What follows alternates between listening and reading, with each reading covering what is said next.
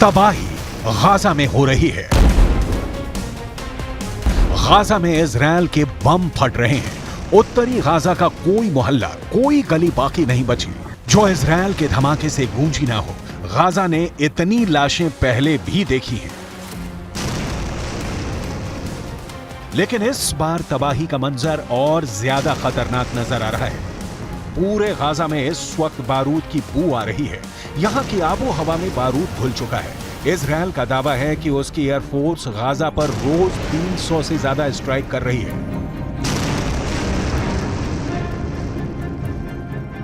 लेकिन गाजा से दूर दुनिया में दो जगह इस युद्ध को कंट्रोल करने के लिए 2 वॉच टावर तैयार हो चुके हैं।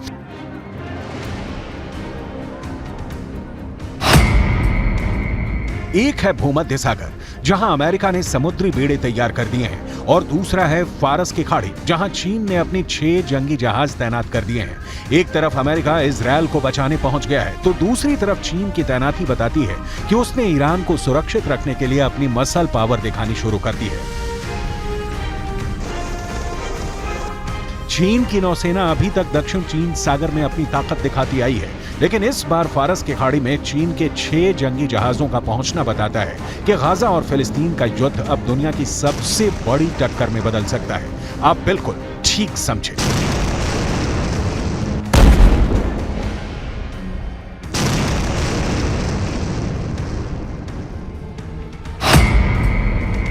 ये अब अमेरिका बनाम चीन का युद्ध भी हो सकता है। अमेरिका खुलकर इजराइल के साथ आ चुका है।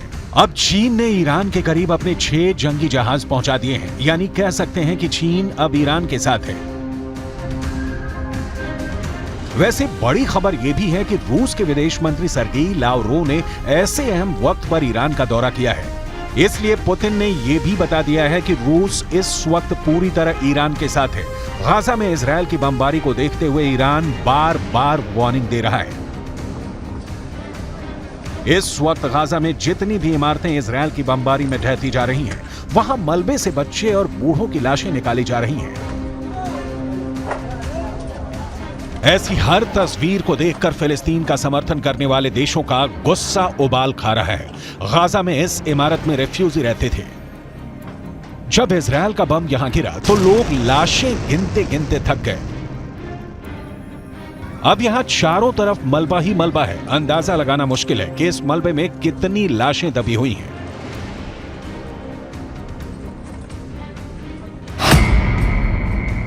7 अक्टूबर को शुरू हुए इस युद्ध में अब मरने वालों की तादाद 5000 तक पहुंच चुकी है। इनमें बच्चों की तादाद करीब 2000 के करीब आ गई है, जबकि गाजा में हुई बमबारी में 14000 से ज्यादा लोग घायल हुए हैं।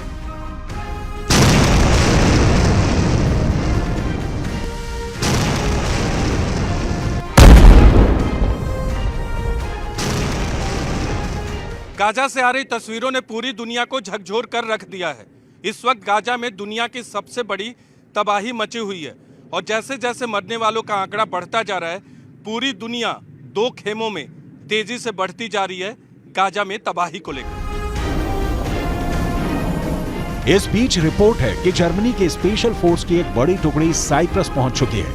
जर्मनी की ये स्पेशल फोर्स अब साइप्रस में अमेरिका, इटली, नीदरलैंड्स और ब्रिटेन के स्पेशल फोर्स के साथ तैनात रहेंगी। यूरोप की तरफ से ऐसी तैनाती एक तरह से नाटो को भी इस युद्ध में खींच रही है। जर्मनी की स्पेशल फोर्स CSG-9 में दुनिया की टॉप क्लास की कमांडो टीम मानी जाती है। कहा जा रहा है कि जर्मनी ने इनको इसलिए तैनात किया है क्योंकि बड़े युद्ध के हालात में पश्चिम एशिया में मौजूद जर्मनी के नागरिकों को खतरा हो सकता है, और तब ये टीम उनको बचाने के लिए ऑपरेशन में लगाई जा सकती है। जर्मनी के स्पेशल फोर्स CSG-9 बहुत ही आधुनिक हथियारों से लैस होती है, और ये बंधकों को रिहा कराने में काफी माहिर मानी जाती है।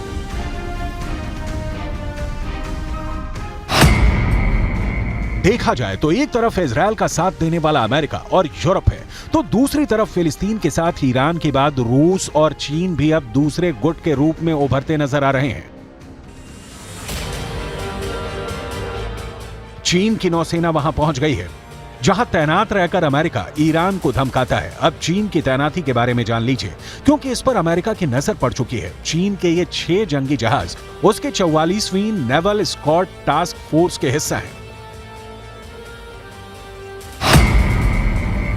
इसमें सबसे बड़ा नाम है चीन का जंगी जहाज जिब्बो, जो टाइप 52 क्लास का गाइडेड मिसाइल डिस्ट्रॉयर है। टाइप 052 अमेरिका के आर्लेक बर्ग क्लास के डिस्ट्रॉयर से छोटा है, लेकिन यह भी बहुत ज्यादा विध्वंसक है। टाइप 052 डिस्ट्रॉयर में 64 वर्टिकल लॉन्च होने वाली मिसाइल लगी होती है, जो 200 किलोमीटर के दायरे में दुश्मन को तबाह कर सकती है।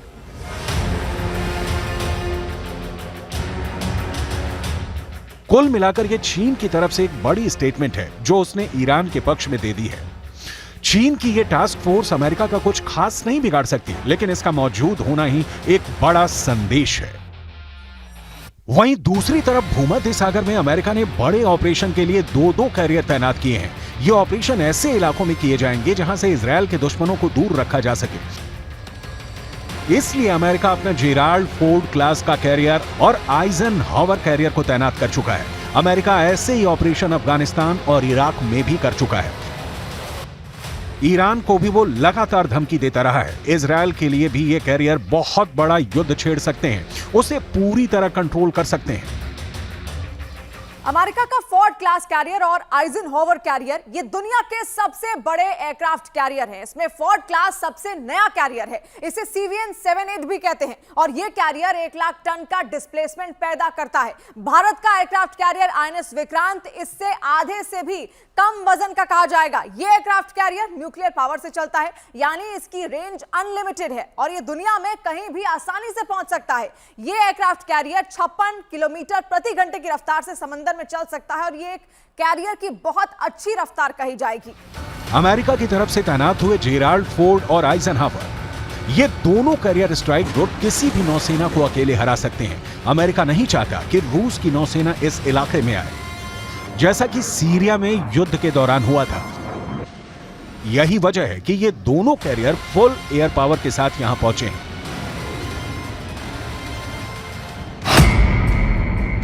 ये दोनों कैरियर ऐसे हैं जिन पर करीब 3,000 नौसैनिक तैनात किए जाते हैं, यानी ये दुश्मनों के लिए भी बहुत बड़ा टारगेट बन सकता है।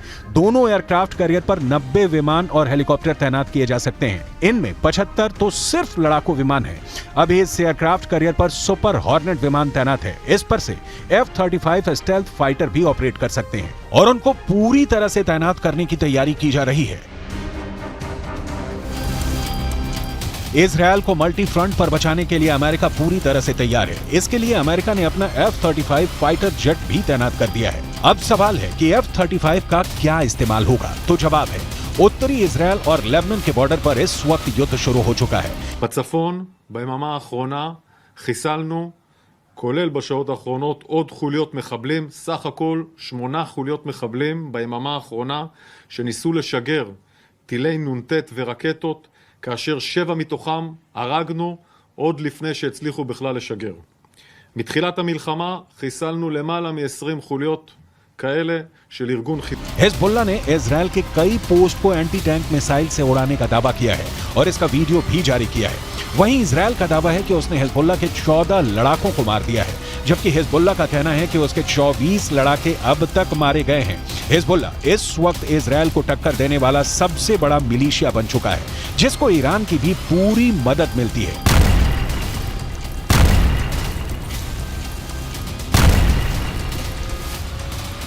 بلا الشهيد هو على خط واحد مع باقي الشهداء ومع المنتظرين إلى تحقيق النصر. وهي معركة حق وباطل، هي معركة حق وباطل أينما كانت. أهل الحق واحد وأهل الباطل واحد، والحق منتصر قطعا لا محالة। दुनिया में बहुत सारे खतरनाक फाइटर जेट हैं और आपके सामने है दुनिया का सबसे खतरनाक फाइटर जेट F-35। इस एक लड़ाकू विमान की कीमत 1000 करोड़ रुपए के करीब है। ये एक स्टेल्थ फाइटर जेट है जो रडार की पकड़ में आसानी से नहीं आता। इसकी एक खास वजह भी है। देखिए, स्टेल्थ फाइटर जेट है, कोई भी रडार इसको ट्रैक नहीं कर पाता क्योंकि इसकी बॉडी पर एक खास तरीके की कोटिंग होती है जो रडार की तरंगों को सोख लेती है और इसी वजह से इसको कोई भी रडार आसानी से ट्रैक नहीं कर पाता। इस फाइटर जेट का रडार, एवियोनिक्स और सभी सेंसर दुनिया में सबसे आधुनिक बताए जाते हैं, यानी कि सबसे ज्यादा एडवांस टेक्नोलॉजी का इस्तेमाल इसमें किया जाता है। और इसमें पायलट का जो हेलमेट है वो भी बहुत खास है, जिसकी कीमत 3 करोड़ रुपए के आसपास की बताई जाती है। ये बहुत ही आधुनिक हेलमेट है जिसका इस्तेमाल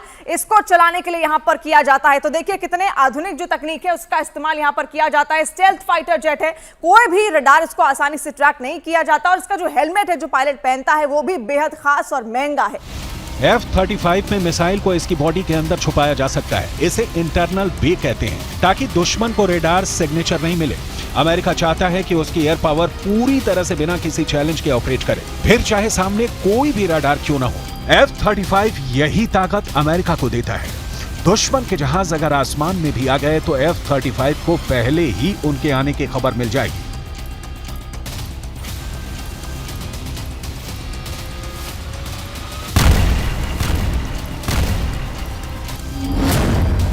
इनके विंग्स में 10 रेडियो एंटीना लगे हैं ताकि दुश्मन के रेडार की वार्निंग मिल सके। इस विमान का कंप्यूटर सिस्टम ऐसा है जिस पर दुश्मन इलेक्ट्रॉनिक अटैक नहीं कर सकता है, यानी इसे हैक नहीं किया जा सकता। इसकी अधिकतम रफ्तार करीब 2000 किलोमीटर है और ये 50,000 फीट की ऊंचाई तक उड़ सकता है।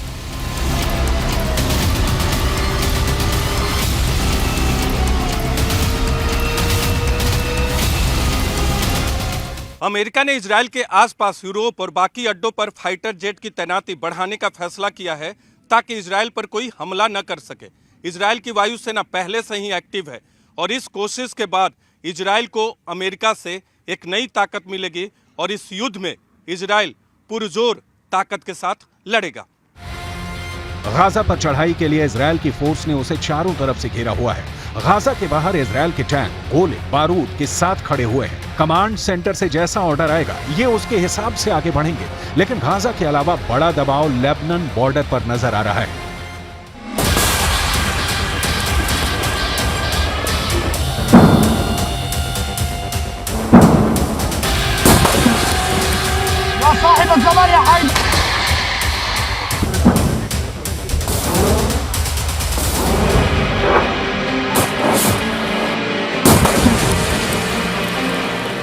समझ लीजिए कि इस वक्त गाजा के अलावा इजरायल और लेबनान के बॉर्डर पर जो आग लगी हुई है, ये आग कब युद्ध को 10 गुना भड़का सकती है, इसके बारे में दुनिया में सिर्फ 4 लोग जानते हैं। पहले हैं इजरायल के प्रधानमंत्री बेंजामिन नेतन्याहू, दूसरे हैं ईरान के राष्ट्रपति इब्राहिम रईसी, तीसरे हैं अमेरिका के राष्ट्रपति जो बाइडेन और चौथे हैं यूरोप से लेकर अमेरिका तक सबको हिला देने वाले रूस के राष्ट्रपति व्लादिमीर पुतिन। और अब शी जिनपिंग वो 5वें शख्स हैं जो इस युद्ध को कंट्रोल करना चाहते हैं। एक तरह से शी जिनपिंग ने अपनी नेवी को उतारकर बड़ा दावा पेश कर दिया है। चीन की नौसेना को दक्षिण चीन सागर के अलावा इतनी आक्रामक भूमिका में दुनिया में कहीं और नहीं देखा गया है। इनका पूरा कनेक्शन इजरायल और ईरान की दुश्मनी और हिजबुल्लाह को लेकर अमेरिका की तैयारी से है। दक्षिण लेबनान और उत्तरी लेबनान के बीच जो बॉर्डर है वहां तनाव बहुत ज्यादा है। यहाँ अफरा तफरी के बीच खामोशी है जो तूफान से पहले देखी जाती है। इसलिए यहाँ के लोगों को भी पता है कि बहुत जल्दी युद्ध का एपिसेंटर गाजा से निकलकर लेबनान तक पहुंच सकता है। यहाँ तैनात संयुक्त राष्ट्र की सेनाएं भी अलर्ट मोड पर हैं, लगातार पेट्रोलिंग कर रही हैं। इजरायल की सेना ने अपना गोला बारूद तैयार रखा हुआ है। तोपों से जो गोले फायर किए जाएंगे वो पहले से ही रेडी मोड पर रखे गए हैं। इजरायल की रिजर्व फोर्स भी आसपास के इलाकों में तैनात की जा रही है। ये हमवी गाड़ियां हैं जो लगातार यहां तक फौज को पहुंचाने में लगी हुई हैं। 2006 के बाद इस बॉर्डर पर इससे ज्यादा तनाव नहीं देखा गया है और अब हिजबुल्लाह की वार्निंग के बाद सबकी नजर ईरान पर भी है और उसके एक दोस्त सीरिया पर भी है। इजरायल ने गोलान की पहाड़ियों पर भी टैंक पहुंचा दिए हैं। ये जगह सीरिया का हिस्सा थी, लेकिन 1967 में युद्ध के बाद इजरायल ने सीरिया के इस हिस्से को अपने में मिला लिया और तभी से यह इलाका इजरायल के कंट्रोल में है। देखा जाए तो इस वक्त पूरे पश्चिम एशिया में युद्ध की चिंगारी पहुंच चुकी है। इजरायल से लेकर गाजा और गाजा से निकली ये आग अब लेबनान पहुंच चुकी है। चिंगारी सीरिया और ईरान में भी नजर आ रही है।